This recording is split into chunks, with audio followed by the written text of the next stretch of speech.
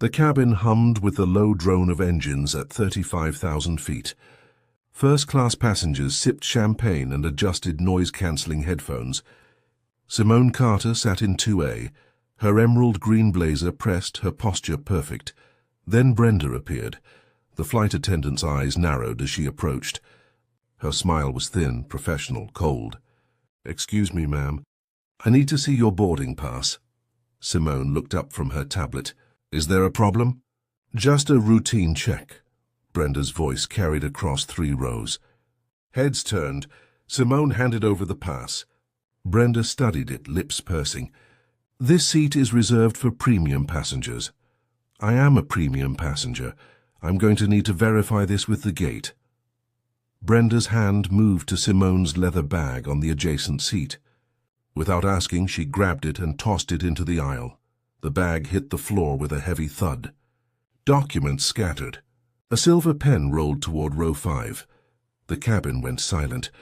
Simone's jaw tightened. Her fingers curled into her palms. She watched Brenda's face, the satisfied smirk, the casual cruelty.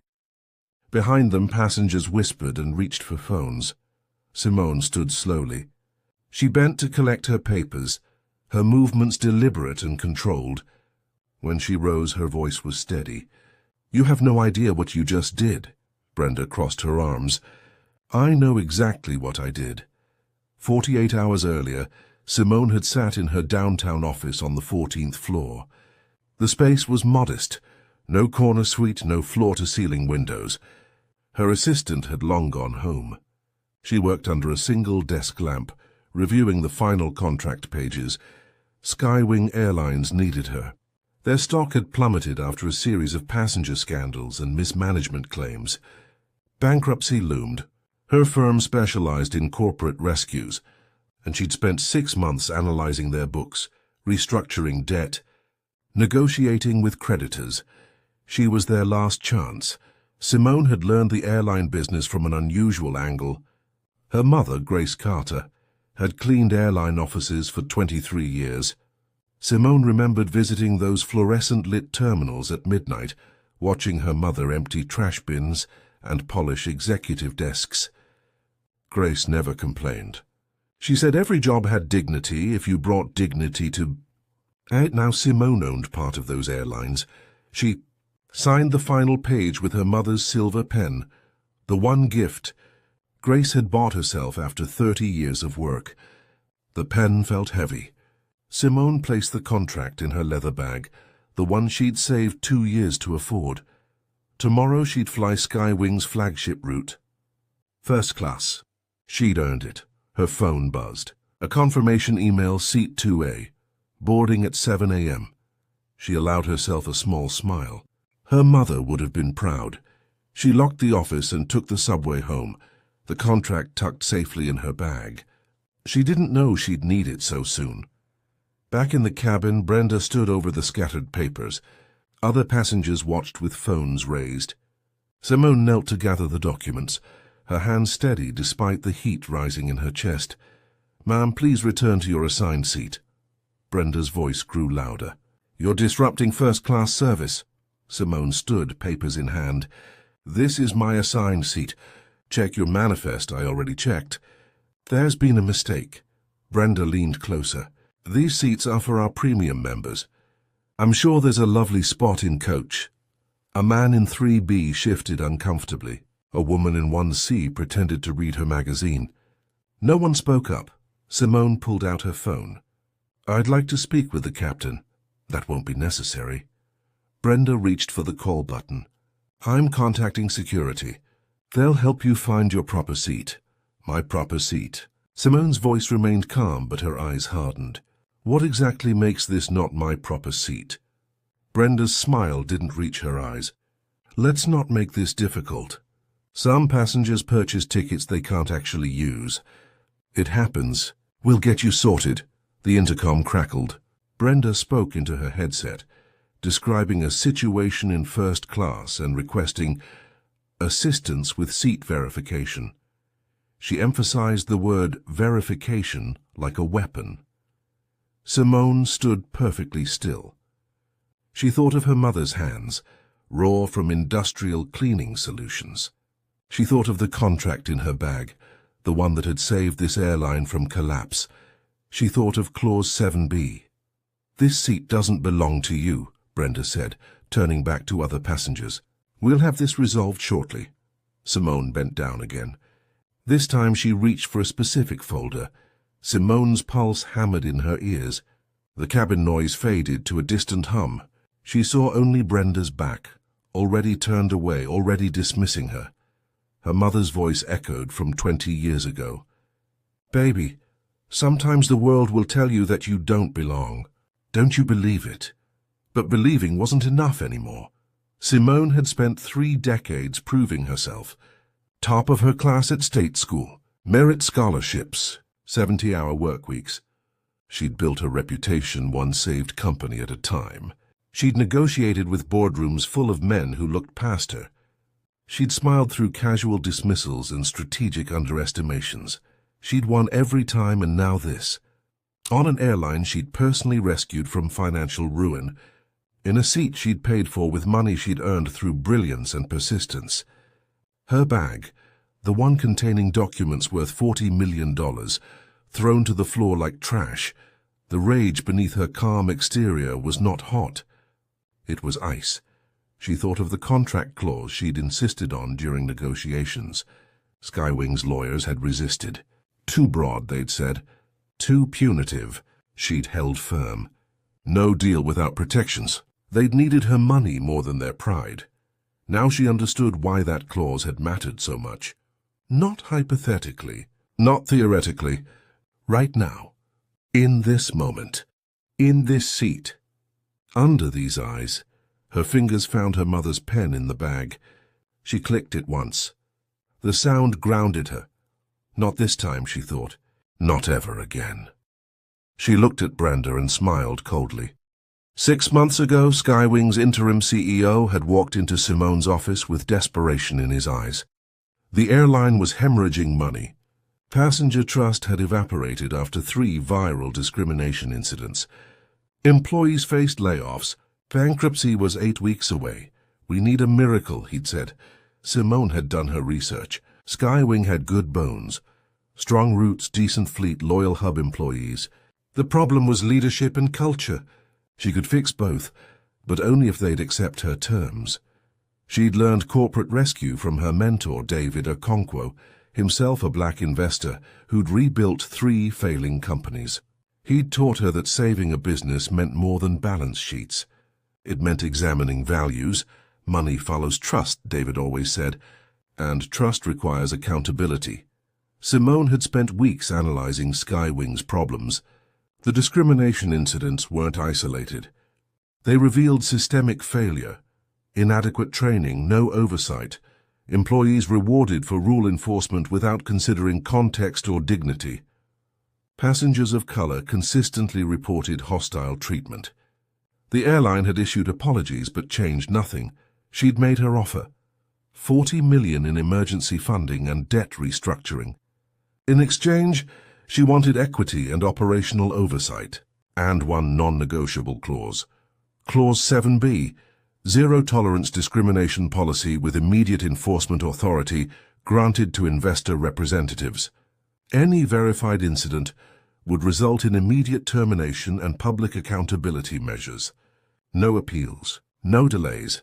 Skywing's lawyers had balked. The CEO had hesitated. Simone had closed her folder. "My mother cleaned your executive offices for 2 decades, she'd said quietly. She was invisible to everyone she served. I won't fund invisibility." They'd signed the next day. Now at 35,000 feet, Simone understood the cost of that clause, and its necessity. Simone's hand hovered over the leather bag. The folder inside was marked confidential in red letters. She'd carried it for 2 days, planning to store it in her home safe upon landing. The contract had been signed Wednesday morning. Today was Friday. Corporate communications would send the announcement Monday. New policies, new training protocols, new leadership structure. The crew didn't know yet. They had no idea who she was. The irony burned like acid. She'd saved their jobs. She'd structured deals that protected their pensions. She'd fought for their healthcare benefits when the board wanted cuts. She'd done all of it invisibly, professionally, from behind conference tables and legal documents.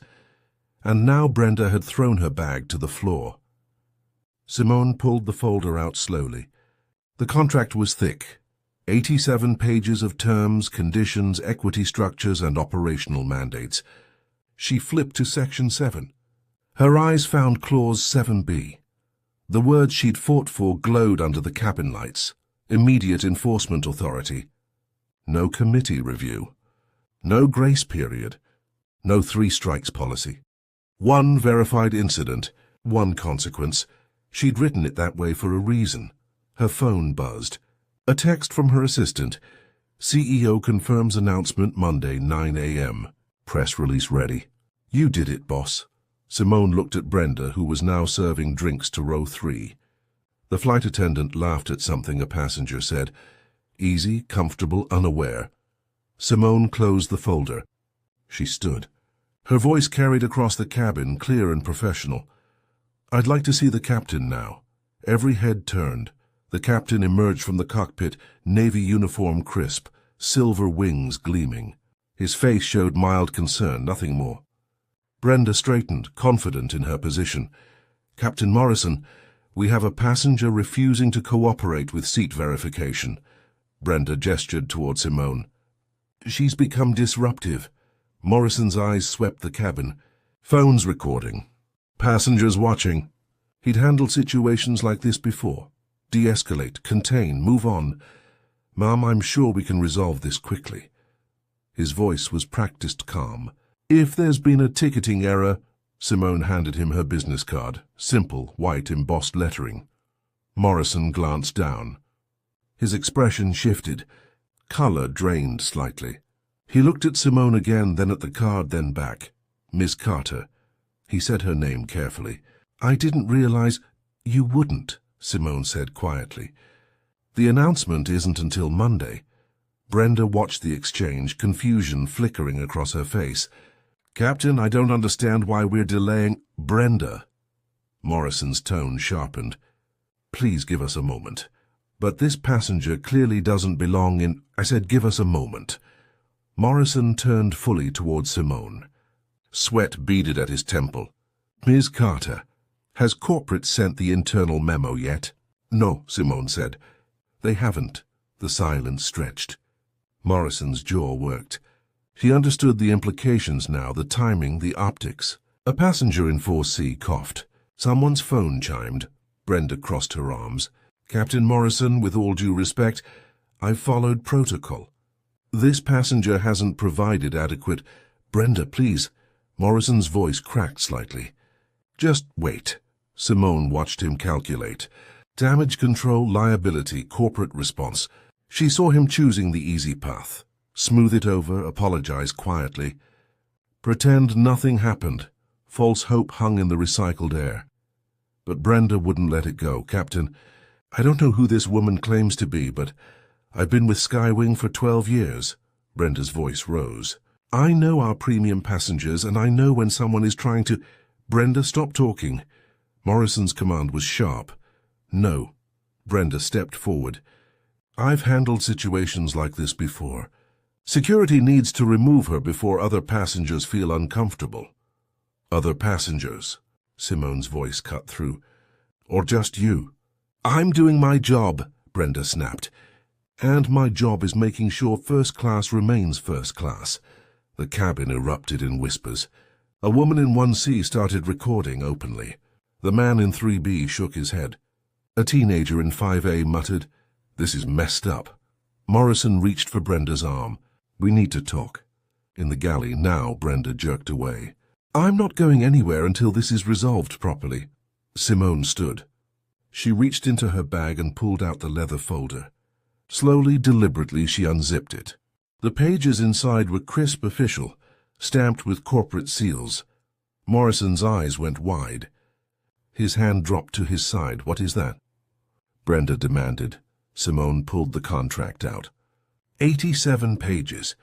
She held it so the first page was visible. The Skywing logo. The signature lines, the date stamp? This, Simone said, her voice dropping to ice, is the contract I signed 2 days ago to save this airline from bankruptcy. Brenda's face froze. You just threw my bag, containing $40 million in investment documents, onto the floor. Simone's eyes never left Brenda's.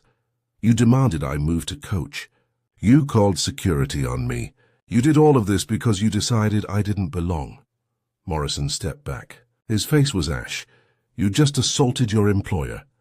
The cabin went dead silent. Phones captured every word. Brenda's mouth opened, but no sound came out. Simone held the contract steady. Captain Morrison, I suggest you read Clause 7B. Screen cuts to black. The silence was absolute. Even the engine hum seemed to fade. Every eye fixed on Simone. She stood in the aisle, contract in hand, her fingers trembling slightly despite her composed face. This was her mother's dream vindicated and violated. In the same breath, Brenda's expression shifted from defiance to confusion to something approaching fear. Her hand still hovered near the call button, frozen mid-gesture. The confidence that had armored her moments ago cracked visibly.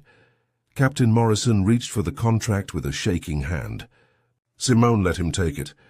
She watched him flip to Section 7, watched his eyes scan the page, watched understanding settle like a weight. Around them, first class had become a courtroom. Passengers who'd looked away now stared. The woman in 1C covered her mouth. The man in 3B whispered to his wife. A businessman in 4A set down his scotch, suddenly sober. Simone felt the weight of visibility. This was what she'd tried to avoid her entire career, being the story instead of writing it, being the lesson instead of teaching it. Her privacy, her carefully constructed professional distance shattered at 35,000 feet. But she thought of her mother's hands. The industrial burns, the aching knees, the invisible dignity. Some things were worth the cost. Ms. Carter, Morrison's voice cracked. I need to read this carefully. Take your time, Simone said quietly. We're not landing for 2 hours. Brenda finally found her voice. I didn't know. Simone turned to her. Would it have mattered? Morrison read Clause 7B 3 times. His lips moved silently, absorbing each word. When he looked up, his face had aged 10 years. This clause grants you immediate enforcement authority. His voice was barely audible. For any verified discrimination incident. Verified by? Simone asked. Your discretion. Morrison swallowed. No appeal process. No grace period. Immediate termination and public accountability measures. Brenda grabbed the seat back beside her. That can't be legal. It's entirely legal, Simone said. Your airline signed it willingly. They needed the funding more than they valued their autonomy. She pulled out her phone and opened her email. The message thread with Skywing's CEO stretched back 6 months. Negotiations, revisions, her insistence on protections, their resistance. Her ultimatum. She held the phone toward Morrison. Here's the email where I explained why this clause was non-negotiable. Your CEO called it overly aggressive. I called it baseline human dignity. Morrison read the screen. His jaw clenched. I told him, Simone continued, that I'd spent my entire life watching people who looked like me be treated as threats in spaces we'd earned the right to occupy. I told him I wouldn't fund a company that perpetuated that reality. She looked at Brenda. I insisted on this clause because I knew this moment would come. I hoped it wouldn't, but I knew it would. The contract had been her strategy from the beginning. Not revenge, not power, protection. Captain Morrison, Simone said, you have a decision to make. He closed the contract slowly. When he spoke, his voice was steady. Ms. Carter, I need to contact corporate immediately. No, Simone said. You need to read the clause again. It's your decision. Right now. Simone took a breath and addressed the entire cabin. Her voice carried clear and controlled, the voice of someone who'd commanded boardrooms and negotiated billion-dollar deals. My name is Simone Carter. I'm a corporate investor. 2 days ago, I signed a contract providing $40 million in emergency funding to Skywing Airlines. She held up the document. This investment saved 15,000 jobs and prevented bankruptcy. Passengers leaned forward. Phones captured every word. My mother worked for airlines for 23 years. She cleaned executive offices. She was invisible to the people she served, walked past, talked over, never acknowledged. She taught me that dignity isn't given, it's demanded. Brenda's face had gone pale. She opened her mouth, closed it, opened it again. When I agreed to fund Skywing, I inserted one non-negotiable requirement. Simone tapped Clause 7B. 0 tolerance for discrimination. Not 3 strikes. Not warnings. 0 tolerance. Morrison stood frozen, contract in hand. Today your employee threw my bag into the aisle. She questioned my right to sit in a seat I purchased. She called me disruptive for asking to speak with you. She insisted I belonged in coach. Simone's voice never rose, never broke. She did this because she looked at my face and decided I didn't belong. Gasps rippled through the cabin. The man in 3B shook his head. The woman in 1C had tears in her eyes. I didn't want to use this clause, Simone continued. I wanted to believe that protections on paper would prevent moments like this. But here we are, she turned to Morrison. Clause 7B requires immediate termination upon verified discrimination. You've witnessed this incident. These passengers have witnessed it. Dozens of phones have recorded it. She paused. Captain Morrison, this isn't about punishment. It's about accountability. What happens next defines what Skywing actually values. Brenda finally spoke, voice shaking. Miss Carter, I'm sorry. I didn't mean— You did mean it, Simone interrupted gently. That's the problem. You meant every word. You believed you were protecting your space from someone who didn't belong. Silence fell again. Morrison looked at the contract, at Brenda, at the watching passengers. His hand moved to his radio. Ground operations, this is Captain Morrison. I need security waiting at our next gate. He took a breath. We're removing a crew member from duty. Effective immediately. Termination paperwork to follow. Brenda's legs buckled. She grabbed the galley counter. Captain, please. I've been here 12 years. I have a family. I didn't know who she was. That's exactly why this is happening, Morrison said quietly. It shouldn't matter who she is. The cabin erupted. Some passengers clapping, others talking urgently to neighbors. The businessman in 4A stood and walked to Simone. Thank you, he said simply. For not letting this go. Simone nodded. She felt exhausted, vindicated, sad. The viral moment she'd tried to avoid was happening. But something else was happening too. Change, finally, painfully, publicly. Truth had won. But the cost echoed in Brenda's sobs, and the shame on Morrison's face and the weight Simone felt in her chest. 2 weeks later, Skywing released a public statement. The CEO appeared in a video message, his voice heavy with remorse. He outlined new training protocols, oversight committees, and accountability measures. He didn't name Simone per her request, but he mentioned the investor who demanded change. The viral videos had accumulated 15 million views. Think pieces dissected the incident from every angle. Simone declined all interview requests. She'd said what needed saying at 35,000 feet. Her firm monitored Skywing's implementation progress. Every employee underwent mandatory anti-discrimination training. Anonymous reporting systems were established. 3 executives who'd minimized previous incidents quietly resigned. Brenda's termination became a case study in corporate accountability. The union challenged it initially, then dropped the grievance after reviewing the contract terms and video evidence. Today, Simone sat in first class again. Same route, seat 2A, different crew. The flight attendant, a young black woman with neat locks, smiled genuinely when serving her water. Welcome aboard, Ms. Carter. It's an honor to have you flying with us. Simone smiled back. Thank you. What's your name? Kendra. It's nice to meet you, Kendra. Simple dignity, simple respect. It should have always been this simple. Simone pulled out her mother's photo, Grace in her cleaning uniform, smiling despite exhaustion. She touched the frame gently. "We did it, Mama." Outside the window, clouds stretched endlessly. Below, the world continued, but something had shifted. Power reclaimed, not loudly, not violently, quietly, with a contract and a refusal to accept less than humanity. Simone's voiceover began as the plane leveled at cruising altitude. People ask if I regret how it happened, if I wish I'd handled it privately, quietly, without cameras and viral attention. Her voice was reflective, calm. But privacy is a privilege that people like me rarely get to choose. Our moments of violation become public whether we want them to or not. The camera holds on her face, then shifts to the window, the endless sky. I didn't write that contract clause for revenge. I wrote it because I understood something fundamental. Dignity without enforcement is just hope. And hope isn't a strategy. She paused. My mother hoped for 30 years. She was kind, professional, invisible. Hope kept her employed. But it never kept her safe. It never kept her seen. Cut to her mother's photo on the tray table. The silver pen beside it.